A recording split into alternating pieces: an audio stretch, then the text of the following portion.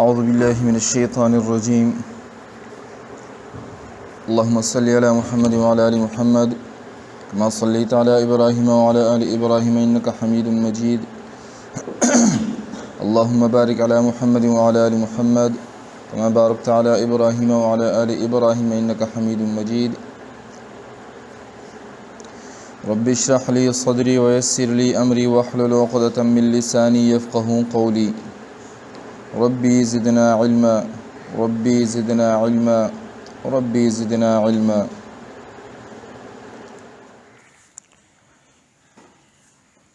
اذلاق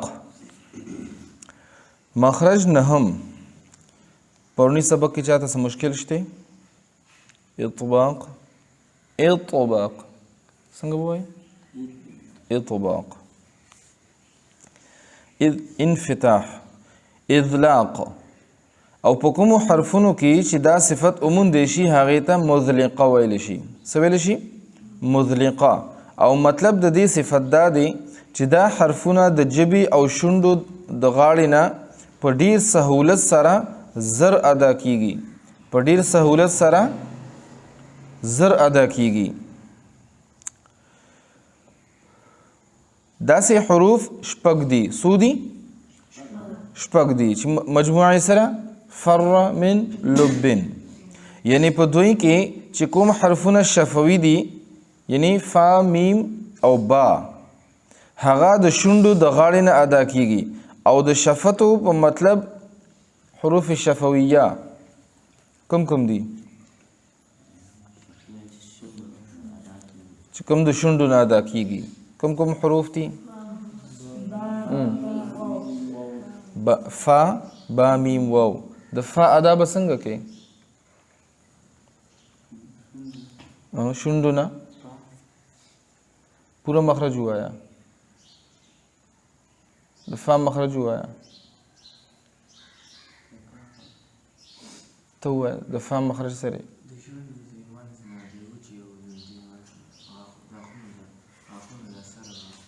د کومو غاښونو سره؟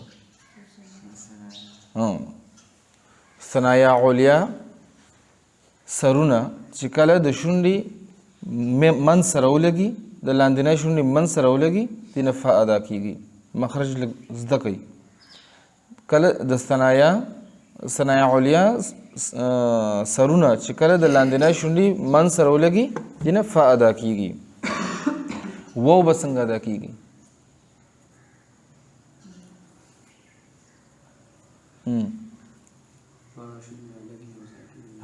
دواړه شونډې به لږې یو ځای وي، لږې به بندې وي، لږې به کلاو وي. دې نه به واو ادا کیږي. او واو چې کله مده شي بیا به د کوم ځای نه ادا کیږي؟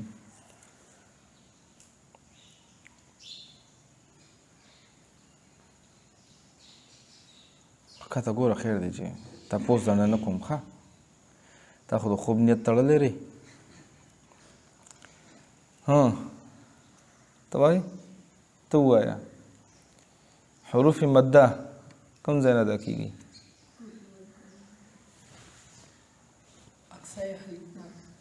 نه ته خو ډېر خاندې دی پسې، اوس په ځان پسې هم خاندې. وایه شابه. دا خو لومبنی مخرج دی. دا خو اوس تپوسونه کېږي. دا خو تاسو اوس رانیزي. جوف دهن د خولې دننه خالي ځای د تاسو پسې په ځای خاندل. او د خولې دننه خالي ځای د دې نه کوم حروف ادا کېږي؟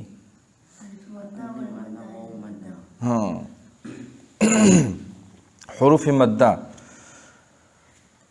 زی دا به اوس تپوسونه کېږي. ورسره دې ته اعاده ویلی شي. آگے دوڑ پیچھے چھوڑ بنی. اوس په دا الفاظ دا حروف چې کوم صفت تاسو وي او کوم دا اوس د ختمېدو کې دي، ستاسو په ورپسې امتحان سختېږي ورو. دا به یاد ساتئ وروستو. که دا مو یاد کړل په دې مو ځان پوه کړئ نو تاسو ته مخکې ډېر اسانه ده. او کنه دا تاسو هیروئ رستو کنه نو دا بیا تاسو ګرانیږي. خو اوس نه چې دا لږ درته کېږي لږ سبق ویلی کېږي دا یاد ساتئ، بیا وروسته ورته ګرانه شي په یو ځل باندې یادول، ګډوډېږئ به پکې بیا. ښه اطلاق او په کومو حرفونو کې چې دا صفت وموندی شي هغې ته مطلقه وایي. او د دې صفت دا دی چې دا حرفونه د ژبې او د شونډې د غاړې نه په ډېر سهولت سره زر ادا کیږي. او داسې حروف شپږ دي چې مجموعه یې دا ده فر من لبن، یعنی په دوی کې چې کوم حرفونه شفوي دي یعنی فا میم وو هغه د شونډو د غاړې نه ادا کیږي. او د شفتو او شفویه مطلب په 14 مخرج کې تیر شوی دی. او کوم چې شفویه نه دي یعنی لام نون را، لام نون را مخرج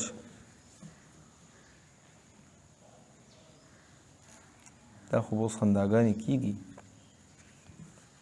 لام نون را مخرج معلوم کوي کنه، حمزه متحرکه ته مخکې ولګوي، جبه کوم ځای ودرېږي هغه وایي ال. وایي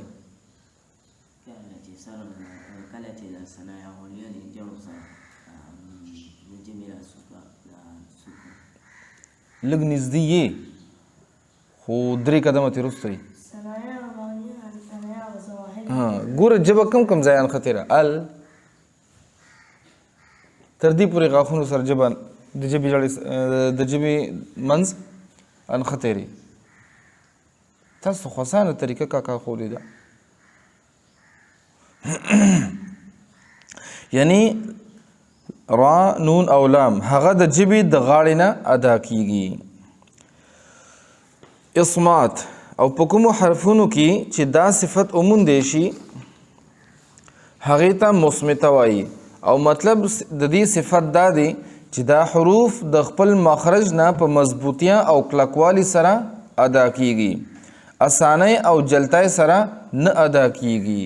نو د فر من لبن نه علاوه چې څومره حروف دي دا ټول مصمته دي.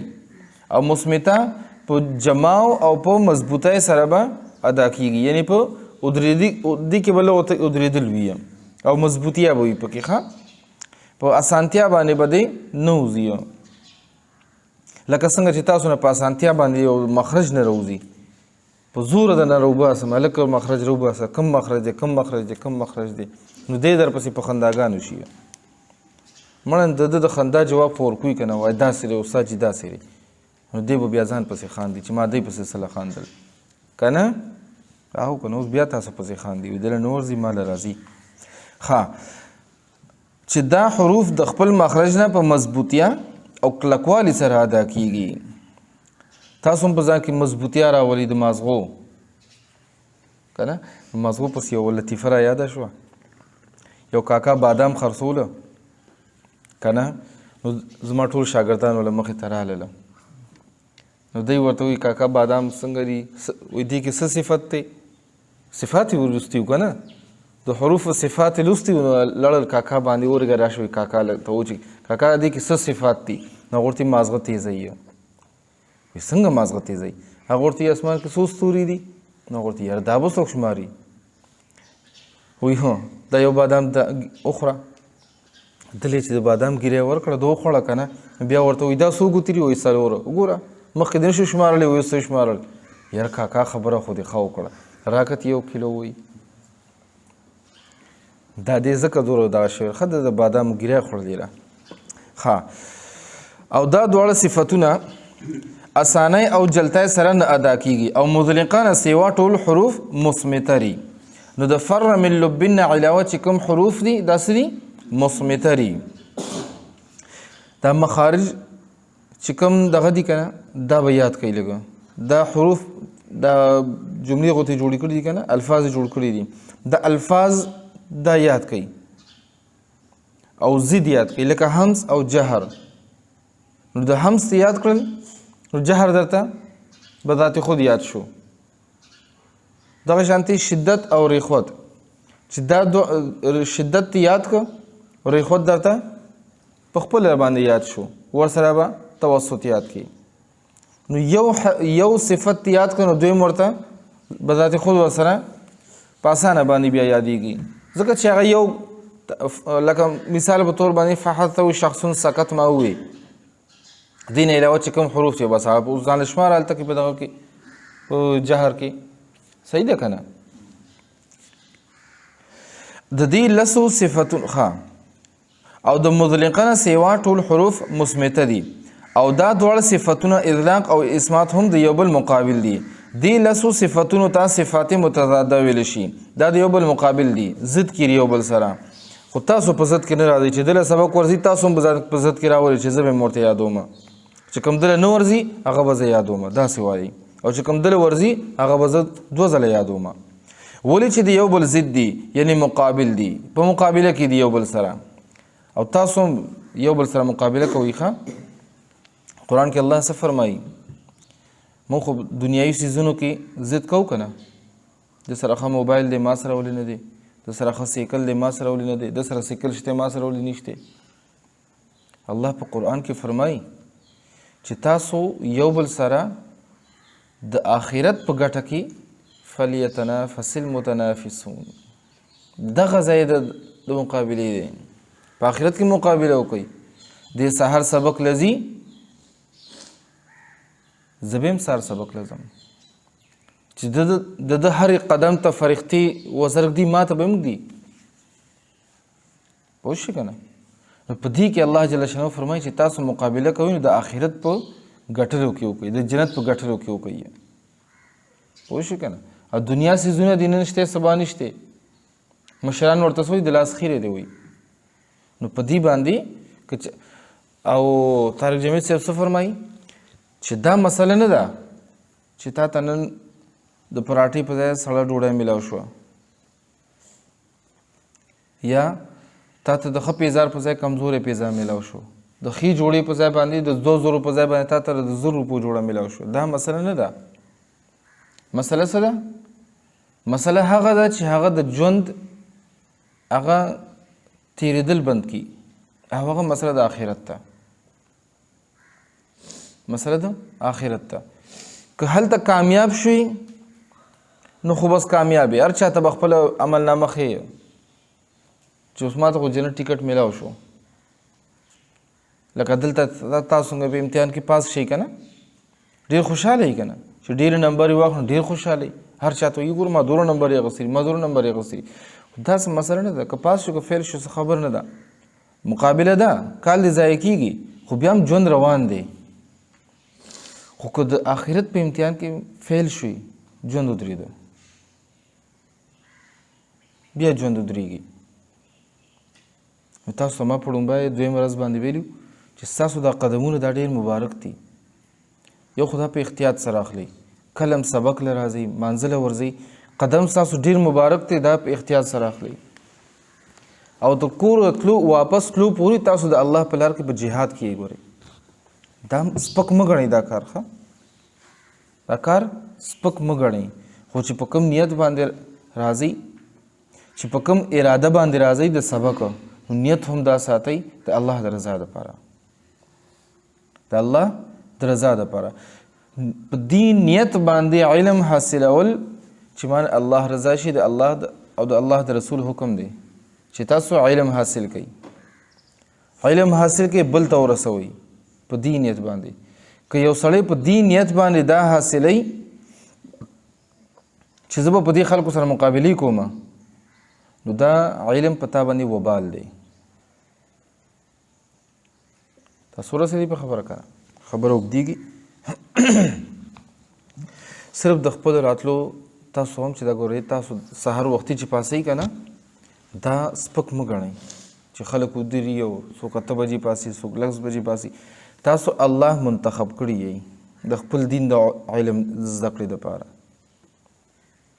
چې تاسو الله مختص کړي نو د الله د دین نعمت شکرګزاري داره چې تاسو د خپل وخت قیمتي کوئ په سبق زده کولو باندې ورسېدی په خبره ده دا په ځان بوج مه ګڼئ ښه بوج مه ګڼئ ډېر غټ ثواب کې تاسو مشغولې دي وخت کې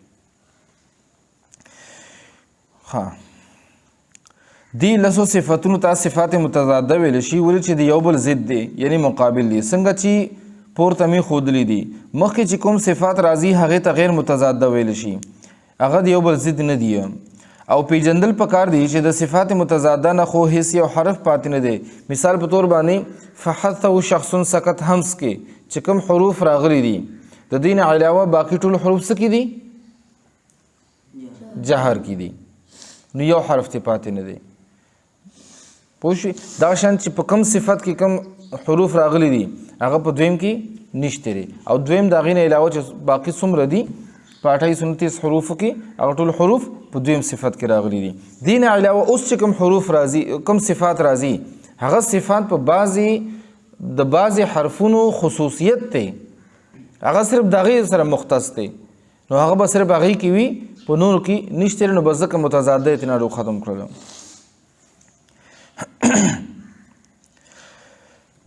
او پیجندل پکار دی چې د صفات متضاده نه خو هیڅ یو حرف پاتې نه دی بلکې څومره حروف چې په حرف باندې د مقابل صفتونو نه یو صفت صادق راځي او صفات غیر متضاده به په بعضو حرفونو کې وي او په بعضی کې به نه وي او هغه صفات غیر متضاده دادي صفیر او په کومو حرفونو کې چې دا صفت عموم دی شي هغه ته صفیریه وایي او مطلب د دې صفت دا دی چې د دوی د ادا کولو په وخت کې یو आवाज تیز د شپېلۍ غوندې اوزي او داسې حرفونه درې دي صاد ز او سین اس از اس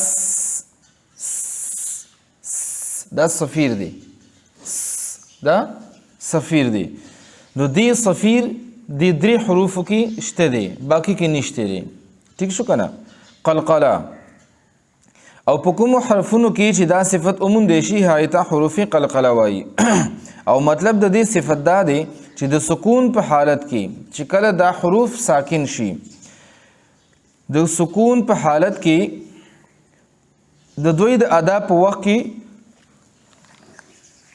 مخرج ته حرکت راځي او مطلب د دې صفت دا دی چې د سکون په حالت کې د دوی په ادا په وخت کې مخرج ته حرکت راځي او د دین علاوه بل حرف ته حرکت نه ورکي او د هغې مجموعه سره دا 15 حروف دي مجموعه قطوبو جدین قاف طا با جیم دال اق اط اب اج اد اوس دا به زیات زور بوله نه ورکي اق چې اق دي کنه بیا څه شو شد پې راغی لکه حق حق نو ته بس وایي اق اط اب اج اد قطوبو جدین کې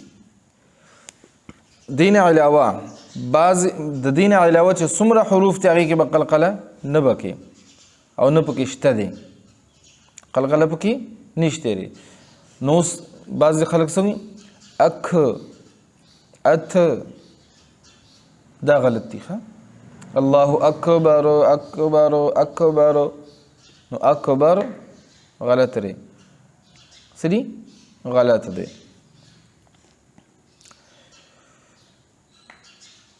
او په کومو حرفونو کې چې دا صفت عموم دی شي هغې ته حروف قلقله وایي او مطلب د دې صفت دا دی چې د سکون په حالت کې او چې کله دا ساکن وي ښه چې متحرک وي نو بیا به پکې قلقله نه وي لکه اوس هم قطوبو جدین ټول دی وخت کې متحرک دي قطوبو جدین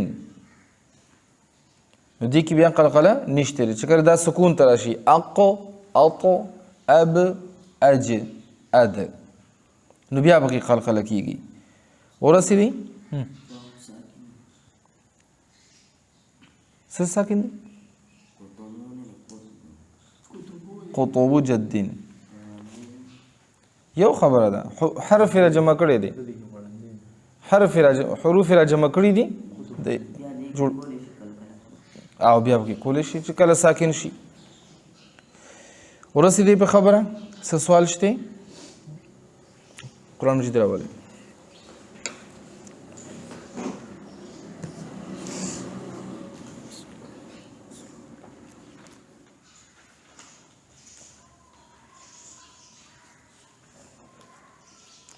سورة البقرة ركوع 10.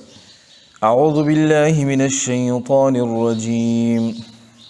ولقد آتينا موسى الكتاب وقفينا من بعده بالرسل وآتينا عيسى ابن مريم البينات وأيدناه بروح القدس أفكلما جاءكم رسول بما لا تهوى أنفسكم استكبرتم ففريقا كذبتم وفريقا تقتلون وقالوا قلوبنا غلف بل لعنهم الله بكفرهم فقليلا ما يؤمنون ولما جاءهم كتاب من عند الله مصدق لما معهم وكانوا من قبل يستفتحون على الذين كفروا فلما جاءهم ما عرفوا كفروا به فلعنة الله على الكافرين بئس ما اشتروا به أنفسهم أن يكفروا بما أنزل الله بغيا أن ينزل الله من فضله على من يشاء من عباده فباءوا بغضب على غضب وللكافرين عذاب مهين وإذا قيل لهم آمنوا بما أنزل الله قالوا نؤمن بما أنزل علينا ويكفرون بما وراءه وهو الحق مصدقا لما معهم قل فلم تقتلون أنبياء الله من قبل إن كنتم مؤمنين ولقد جاءكم موسى بالبينات ثم اتخذتم العجل من بعده وأنتم ظالمون